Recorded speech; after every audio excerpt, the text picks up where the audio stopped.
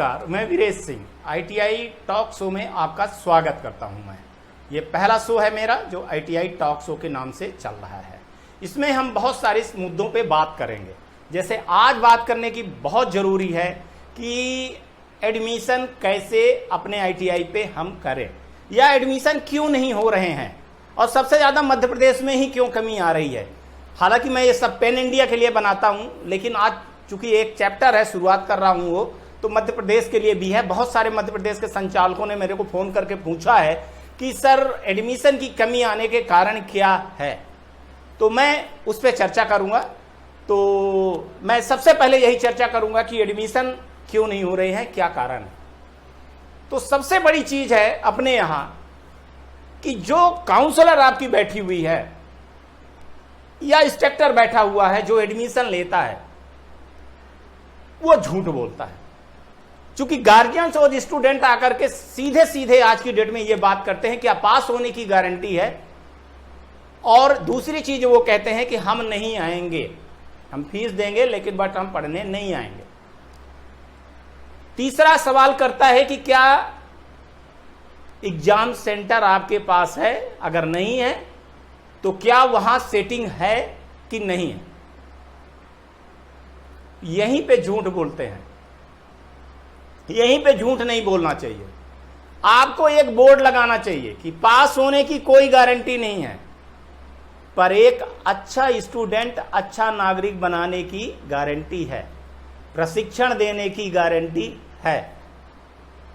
यह सबसे बड़ी चीज है। आप एडमिशन के चक्कर में छोटी सी भूल कर देते हैं, फिर आपके लिए वो नासूर बन जाता है, कैंसर बन जाता है, फिर आपको उसको काटोगे तब भी वो बढ़ता रहेगा।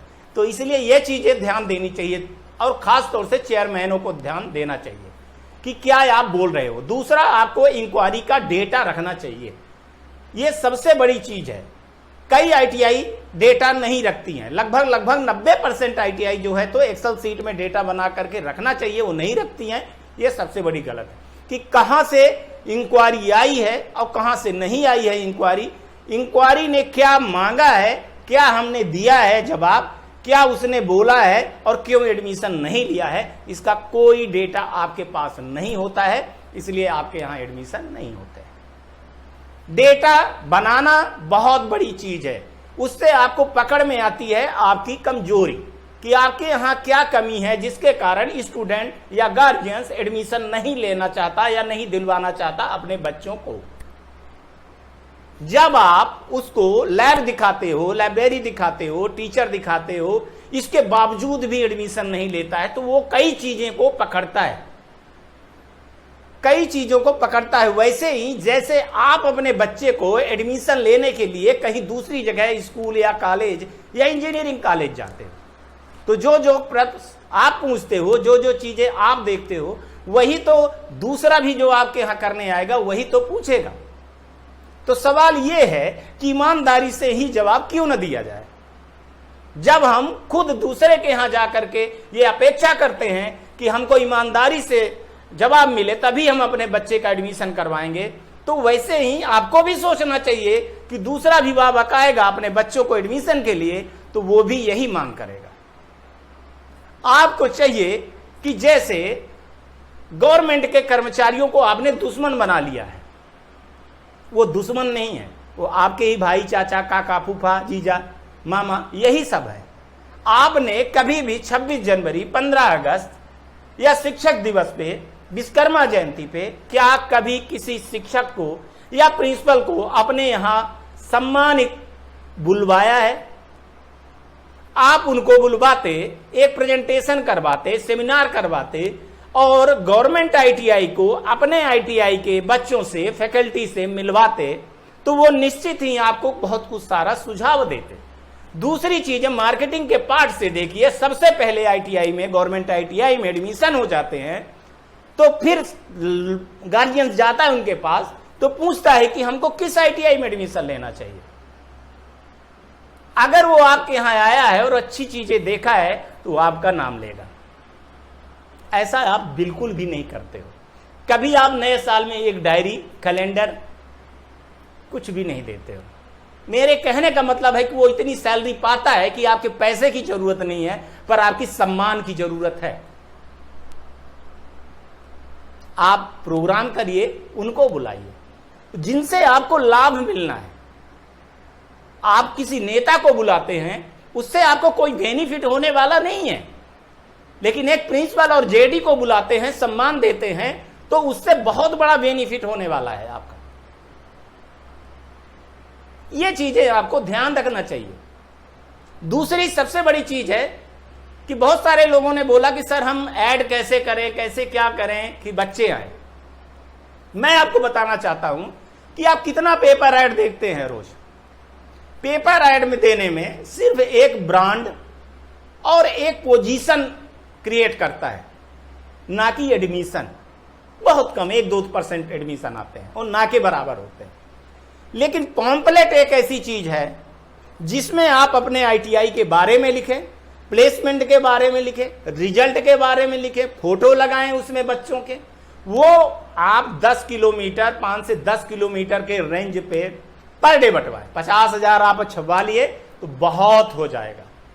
जैसे कोई कार्यक्रम कर रहे हैं, स्वच्छता अभियान कर रहे हैं, या फिर कोरोना महामारी की बीमारी में कुछ आप ऐसे प्रोग्राम कर रहे हैं, तो जरूर उसको डालें, दिखाएं, सोशल मीडिया पे दिखाएं।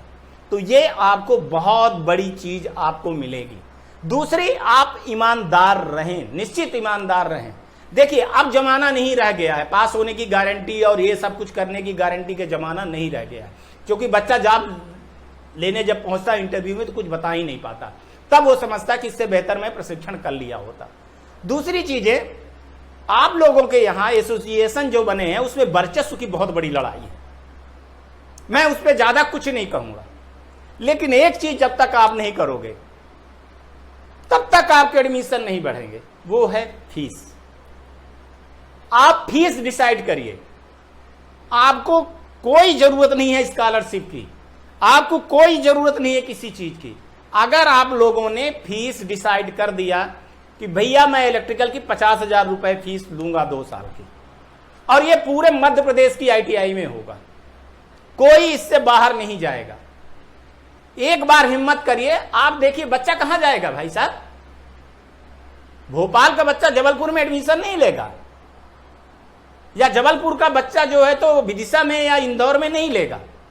तो आपको एक चीज करिए, बहुत सारी चीजें आप नहीं कर पाते हो। मैं ग्रुप में देखता हूं, एक भाई साहब कह रहे थे कि व्हाट्सएप ग्रुप का निर्माण वो किए हैं, उनको पता नहीं है कि व्हाट्सएप ग्रुप का निर्माण किसने किया था। सबसे पहले मैं पूरे प्राइवेट आईटीआई वालों को एक प्लेटफॉर्म में लिया था, बोलने का सबसे पहले मैंने अवसर दिया था, बाकी किसी ने नहीं दिया।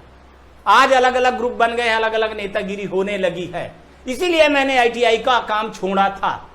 लेकिन मेरा जम्मू कश्मीर में भी मैं 25 आईटीआई 1 नंबर के बना करके आया हूं। महाराष्ट्र में देखिए, उड़ीसा में देखिए, लोग मेरे से पूछते हैं और सम्मान देते हैं और एक प्लेटफॉर्म पे खड़े होकर के बोलते हैं। वहां देखिए फीस बिल्कुल फिक्स है, उसकी सीट भर जाती है तो वो दूसरे के यहां भेजता है, तीसरे के यहां भेजता है, चौथे के यहां भेजता है, पांचवें के। वहां एक एकता है। अपने यहां तो भाई साहब एक दूसरे की बुराई करने में ही पूरा दिन चला जाता है।